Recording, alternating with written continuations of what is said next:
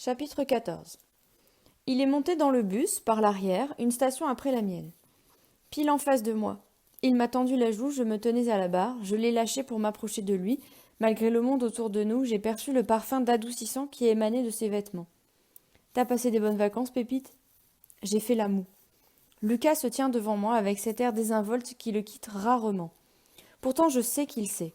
Il sait que les filles du lycée sont toutes folles de lui. Il sait que Monsieur Marin le respecte, même s'il passe son temps à lui faire des remarques. Il sait combien le temps nous échappe et que le monde ne tourne pas rond.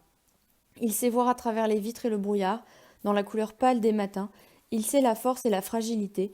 Il sait que nous sommes tout et son contraire. Il sait combien c'est difficile de grandir. Un jour, il m'a dit que j'étais une fée. Il m'impressionne. Je l'observe tandis que le bus redémarre. On se pousse vers l'arrière. Il réclame des précisions sur mon Noël. Je cherche ce que je pourrais bien raconter, me contente de lui retourner la question.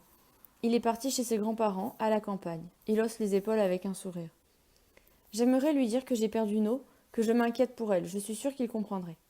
Lui dire que certains soirs je n'ai pas envie de rentrer chez moi, à cause de toute cette tristesse qui colle au mur, à cause du vide dans les yeux de ma mère, à cause des photos enfermées dans les boîtes, à cause du poisson pané.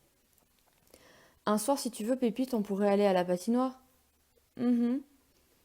J'ai vu des patins à glace chez Gosport. Il y a des tas de lacets à faire passer dans des crochets, insolubles.